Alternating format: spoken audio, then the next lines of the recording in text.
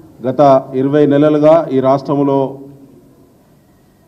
జరుగుతున్నటువంటి ధాన్యం టెండర్ల కుంభకోణానికి సంబంధించి బీఆర్ఎస్ రాష్ట్ర పార్టీ చాలా స్పష్టంగా మా బీఆర్ఎస్ వర్కింగ్ ప్రెసిడెంట్ కేటీఆర్ గారు ఇదే వేదిక నుంచి మొదటి ప్రెస్ మీట్లో ప్రకటించినట్టుగా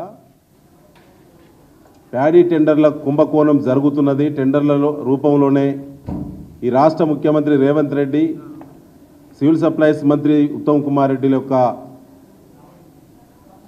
స్వార్థ బుద్ధితోటి ఈ రాష్ట్రంలో రైతులు పండించినటువంటి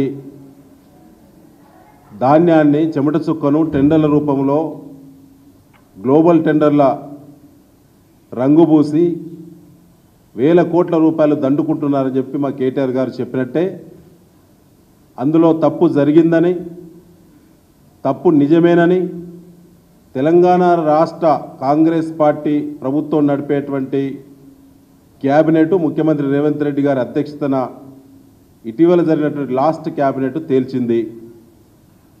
65,90,00,000 రూపాయల జప్తును ఏజెన్సీలకు సంబంధించినటువంటి ఈఎండి జప్తు చేయాలని చెప్పి జియో నంబర్ 15 విడుదల చేసింది. మొట్టమొదటిసారి ఒక క్యాబినెట్ ఆమోదించినటువంటి జప్తు సొమ్ము ఇది. సహజంగా ఏ డిపార్ట్మెంట్కి ఆ డిపార్ట్మెంట్లో జరిగేటువంటి అనేక టెండర్ల అగ్రిమెంట్లు ఎంఓయు వయలేషన్ జరిగినప్పుడు బిడ్డర్స్ పైన, టెండర్దారుల పైన ఆ డిపార్ట్మెంటు హెచ్ఓడీస్ నిర్ణయం చేయడం అనేది సహజం. కానీ వాళ్ళ ధాన్యం టెండర్ల కుంభకోణానికి సంబంధించి ఎవరైతే బిడ్డర్స్ ఉన్నారో వారిపైన డిపార్ట్మెంటే చర్య ఎందుకు చేపట్టలేదు? డిపార్ట్మెంటు చెందినటువంటి మంత్రి ఉత్తమ్ కుమార్ రెడ్డి గారు, కమిషనర్ డిహెచ్ చౌహాన్ గారు, ఆయన ఐపీఎస్ అధికారి, సీనియర్ అధికారి, మీరు ఎందుకు చర్యలు చేపట్టకుండా ఆ ఫైలు కేబినెట్కి ఎందుకు వెళ్ళిందో సమాధానం చెప్పాలి.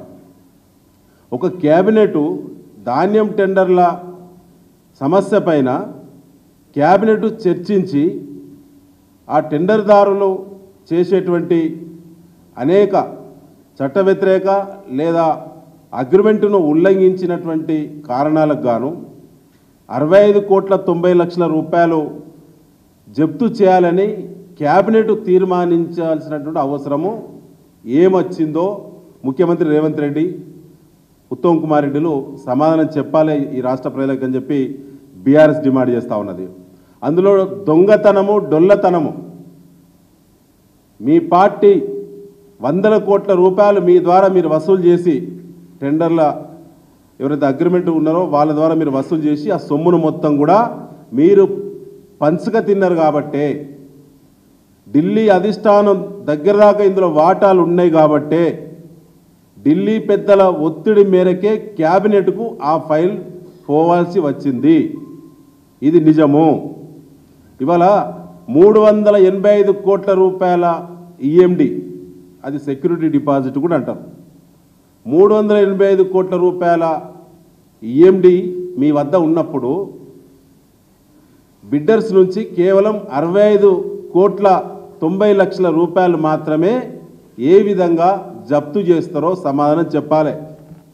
సహజంగా ప్రభుత్వం మధ్యలో, బిడ్డర్స్ మధ్యలో ఎక్కడైనా ఎంఓయు ఉన్నప్పుడు, వర్క్ కంప్లీట్ కానప్పుడు, ఎంఓయు వయలేషన్ జరిగినప్పుడు, అవినీతి జరిగినప్పుడు, సకాలంలో పని చేయనప్పుడు, నిబంధనలు ఉల్లంఘించినప్పుడు, క్వాలిటీ మెయింటైన్ చేయలేని సందర్భం వచ్చినప్పుడు ఈఎండి ఎంతైతే చెల్లిస్తారో సంపూర్ణంగా జప్తు చేసేటువంటి అధికారం ప్రభుత్వానికి ఉన్నది. గతంలో ఉమ్మడి ఆంధ్రప్రదేశ్ ఉన్నప్పుడు కానీ, ఇవాళ తెలంగాణ రాష్ట్రం వచ్చిన తర్వాత కానీ ఈ ఒక్క డిపార్ట్మెంటే కాదు, అనేక డిపార్ట్మెంట్లో అనేక సార్లు ఎన్నో టెండర్లు జరుగుతాయి రోజు కోకొల్లలుగా. ఎక్కడైనా వయలేషన్ జరిగినప్పుడు ఈఎండి ఫోర్ఫిట్ అంటారు, ఈఎండిని జప్తు చేయాలంటారు. కట్టిన ఈఎండి మొత్తం జప్తు చేయకుండా 385 కోట్లు కేవలం ఇలా దాదాపుగా 66 కోట్లకే జప్తు చేయడానికి కేబినెట్ ఆమోదించాల్సిన అవసరం ఏమొచ్చిందంటే మిగతా 320 కోట్ల రూపాయలు ఈఎండి జప్తు కాకుండా ఆ బిడ్డర్స్కు లబ్ధి చేకూర్చడానికి క్యాబినెట్ మొత్తం కూడా ముఖ్యమంత్రితో సహా ఈ అవినీతిలో మీరు వాటాదారులు కాబట్టే ఆ సొమ్మును గతంలో పార్లమెంట్ ఎన్నికల ముందే టెండర్ల రూపంలో ఆ డబ్బులను ఆ సొమ్మును కాంగ్రెస్ పార్టీ తిన్నది కాబట్టే ఇవాళ లబ్ధి చేకూరుస్తున్నారు. అదే కాకుండా టెండరు విలువ కంటే ఒక టన్నుకు 2230 రూపాయలు అదనంగా వసూలు చేసిన వాళ్ళు, బ్యాంక్ అకౌంట్స్ ద్వారా 722 ట్రాన్సాక్షన్స్ జరిగినాయి ఈ రాష్ట్రంలో బిడ్డర్స్ ద్వారా మిల్లర్స్ మధ్యలో. అవన్నీ కూడా హైకోర్టులో పిల్లు వేసినప్పుడు ఆధారాలు పెట్టినాం. కేంద్ర రాష్ట్ర దర్యాప్తు సంస్థలకు మా రాష్ట్ర పార్టీ తరఫున పోయి బృందం పోయి ఆధారాలు ఇచ్చినాం. ఏమి దాపరికం లేదు, వారు కొత్తగా ఎంక్వైరీ చేయాల్సిన అవసరం కూడా లేదు. ప్రభుత్వం అన్ని ఆధారాలు బీఆర్ఎస్ పార్టీ సేకరించింది.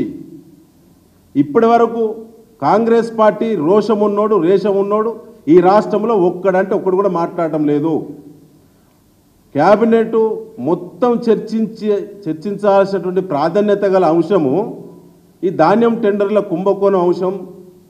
ఐటమ్ ఆ సీరియల్ నెంబర్లో చేర్చిన ఆ ప్రాధాన్యత చూస్తే మరి ఎందుకు బహిరంగంగా బయటకు వచ్చి మాట్లాడతలేరు?